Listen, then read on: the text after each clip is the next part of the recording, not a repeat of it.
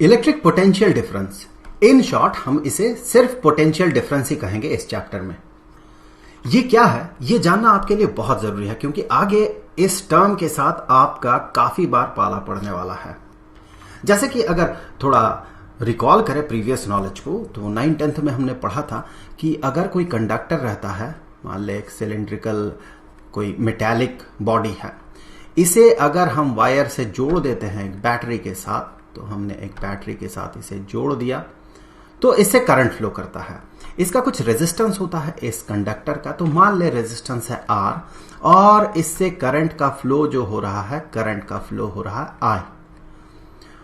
तो ये I और R ये एक दूसरे के साथ रिलेटेड होता है और साथ ही साथ एक टर्म के साथ भी ये रिलेटेड होता है। हमने ओम्स लॉ में ये पढ़ा था कि V is equal to I R. यहां पर I क्या है, ये करंट है, R क्या है, रेजिस्टेंस R। ये V जो है ये है इस कंडक्टर के दो एंड्स के, एक एंड तो ये और दूसरा एंड ये, इन दोनों का potential difference, electric potential difference. तो ये है पोटेंशियल डिफरेंस। इसी तरह से अगर मान ले कहा जाता है कि दो पॉइंट्स है, पॉइंट A और पॉइंट B, सो ये पॉइंट A है, ये पॉइंट B है, और अगर साथ ही साथ कहा जाता है कि मान ले पॉइंट A में एक चार्ज रखा गया है, Q चार्ज, तो ये पॉइंट B तक अगर पहुंचे, जब पहुंचेगा ये पॉइंट B तक, अगर इसे फ्रीली छोड़ दिया जाए स्पेस में, तो जब यही चार्ज यहां तक पहुंचेगा, यही Q charge, positive Q charge, example के तौर पे पॉजिटिव चार्ज मान रहे हम, तो इसके पास कितना काइनेटिक एनर्जी रहेगा। सो इसे पता करने के लिए हमें पता होना होगा पॉइंट A और पॉइंट B के बीच जो पोटेंशियल डिफरेंस है, ये पोटेंशियल डिफरेंस कितना है, तब जाके हम ये पता कर सकते हैं कि इस केस में यहां पर अगर इसे छोड़ दिया जाए तो यहां इसका काइनेटिक एनर्जी कितना होगा। तो इस तरह का सिचुएशन आएगा आपके लाइफ में। तो इसे सॉल्व करने के लिए, इसे पूरी तरह से समझने के लिए पोटेंशियल डिफरेंस का जो कॉन्सेप्ट है ये आपको समझना होगा। तो देखिए, इससे पहले हमने पढ़ा था पोटेंशियल, इलेक्ट्रिक पोटेंशियल, ये क्या होता है। तो अगर हमें इलेक्ट्रिक पोटेंशियल पता हो तो पोटेंशियल डिफरेंस भी पता कर सकते हैं। दो पॉइंट्स, फॉर एग्जांपल एक पॉइंट है यहां पर, मान ले पॉइंट A, और एक पॉइंट है यहां पर, ये है पॉइंट B, इन दोनों के बीच इलेक्ट्रिक पोटेंशियल डिफरेंस कितना होगा, इन दोनों का जो इलेक्ट्रिक पोटेंशियल होगा उसी का डिफरेंस। तो मान ले पॉइंट A का इलेक्ट्रिक पोटेंशियल को हम V सब A से डिनोट कर रहे हैं और पॉइंट B का पोटेंशियल को, इलेक्ट्रिक पोटेंशियल को VB से डिनोट कर रहे हैं। तो यहां पर पॉइंट A और पॉइंट B के बीच जो पोटेंशियल डिफरेंस होगा वो होगा इस पोटेंशियल का और इस पोटेंशियल के डिफरेंस के बराबर। और भी बहुत सारे इंटरेस्टिंग चीजें आने वाले हैं। तो यहां पर हम कह सकते हैं कि potential difference between point A and point B, so potential difference, मैं इन शॉर्ट लिख रहा हूं, डिफरेंस बिटवीन, इसे कैसे लिखा जाता है वो भी देखें, between point A and point B।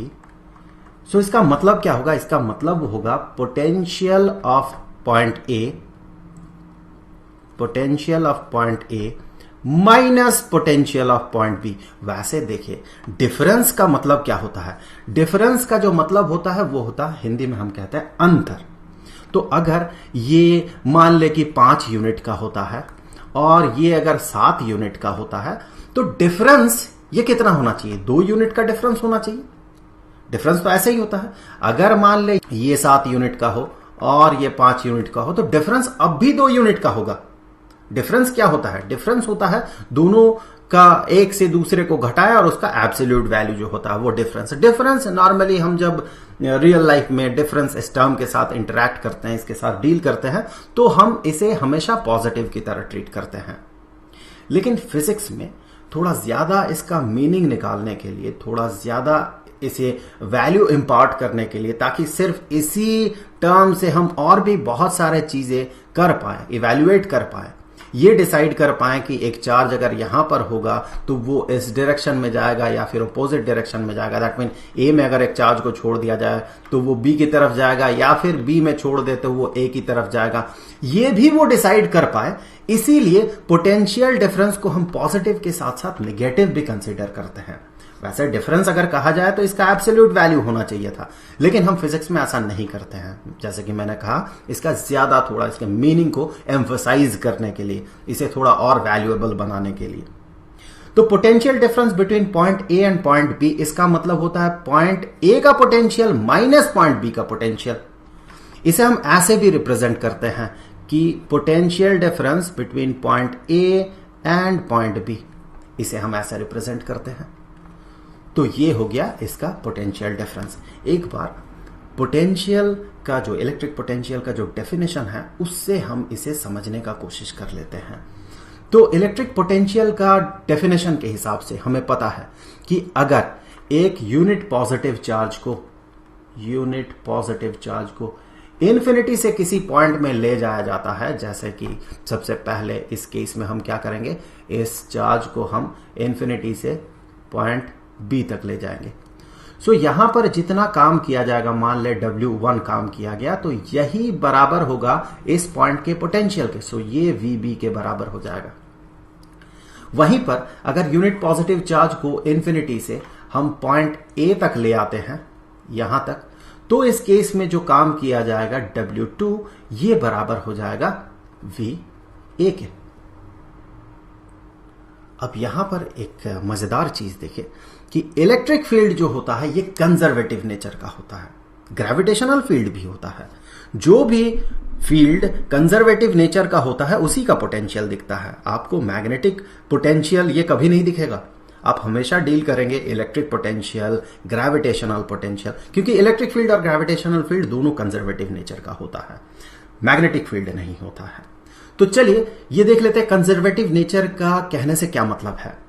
कि अगर मान ले एक पॉइंट यहां पर है और एक पॉइंट यहां पर है, तो अगर एक चार्ज को, एक यहां पर चार्ज हमने रखा, इस चार्ज को अगर हम यहां से यहां ले आते हैं इस पाथ में, तो हमें जितना काम करना होगा उतना ही काम करना होगा किसी भी पाथ में। अगर एक पॉइंट से दूसरे पॉइंट में, इस पॉइंट से इस पॉइंट में ले जाए, तो यहां भी जितना काम करेंगे वो भी इसी के बराबर होगा। उसी तरह से अगर पाथ को मैं चेंज कर लूं तो काम जो है वो सेम रहेगा।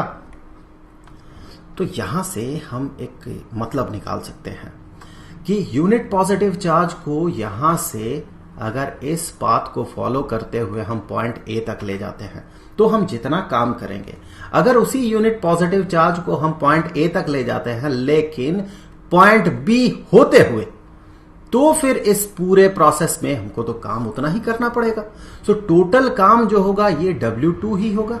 सो टोटल वर्क डन जो है ये W2 ही होगा, इसी के बराबर होगा।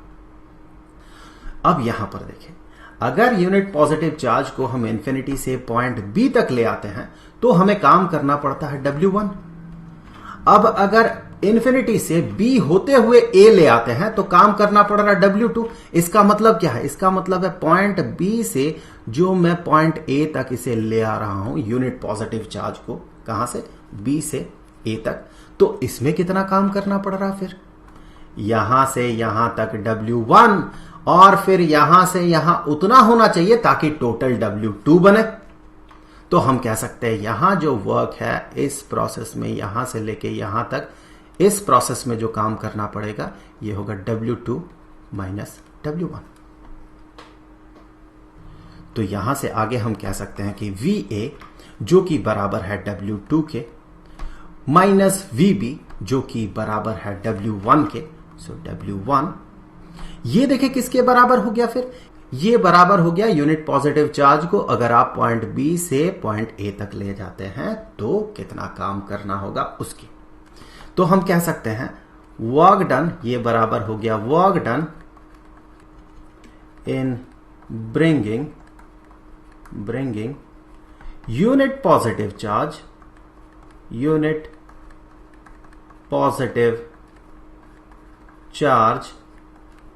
from point B to point ए।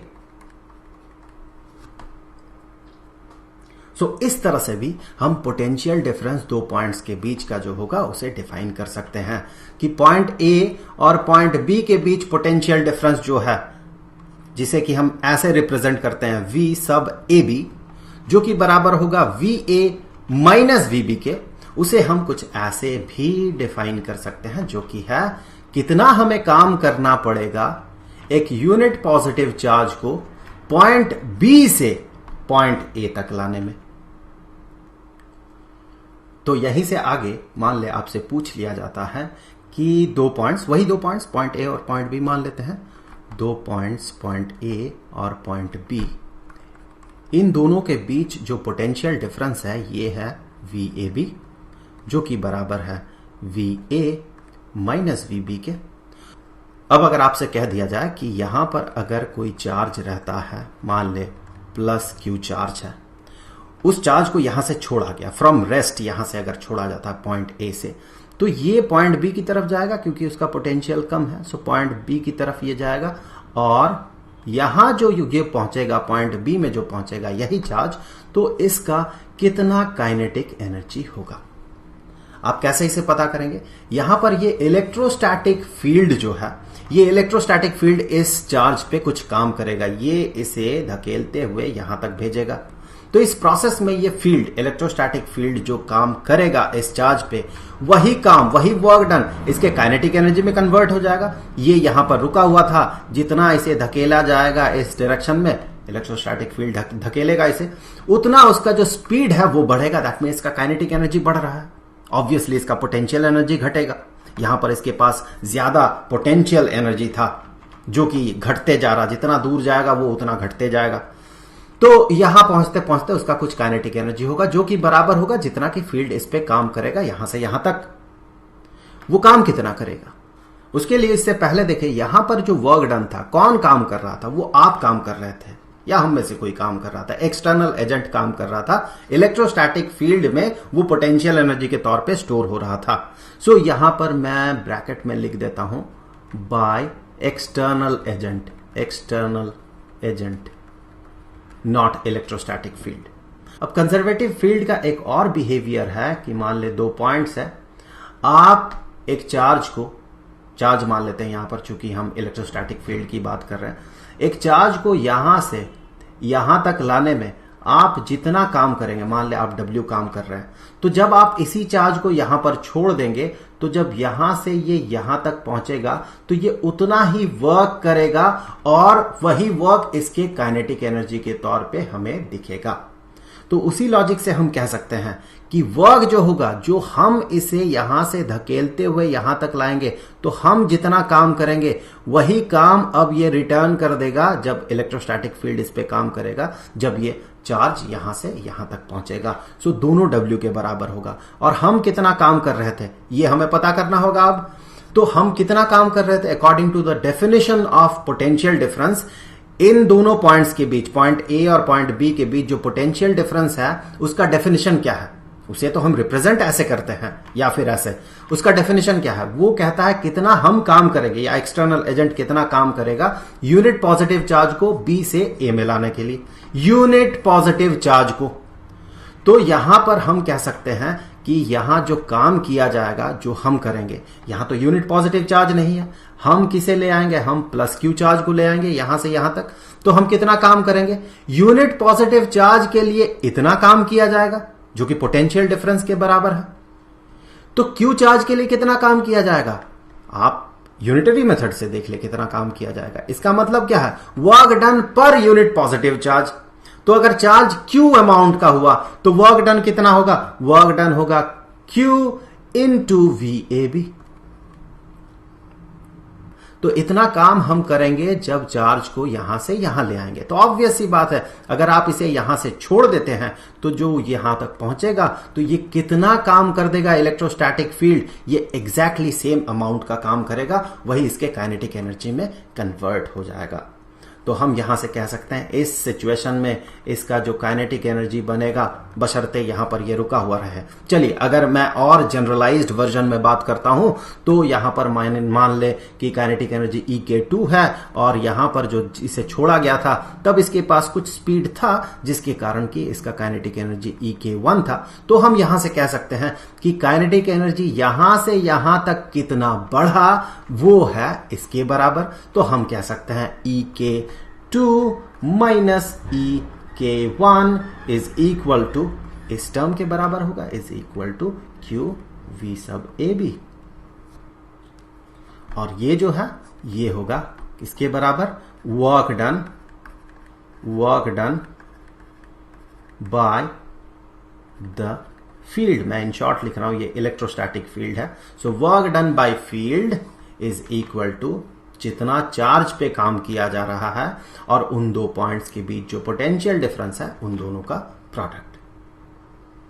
यहां एक और बात मैं बता दूं आपको कि अगर मान ले यहां कहा जाता potential difference between point B and point A, तो ये हो जाता है VB माइनस VA। वैसे डिफरेंस के हिसाब से तो दोनों एब्सोल्यूट वैल्यूज होते और दोनों इक्वल होते, लेकिन फिजिक्स में हम ऐसा नहीं करते हैं, इससे पहले ही हमने इस पे बात कर लिया है। तो आप ध्यान से देखें कि ये जो टर्म है ये किसके बराबर होगा, ये बराबर होगा negative of VA minus VB के, जो कि VA माइनस VB ये है जो कि इसके बराबर है। तो यहां से हम कह सकते हैं कि V sub AB is equal to negative of V sub BA।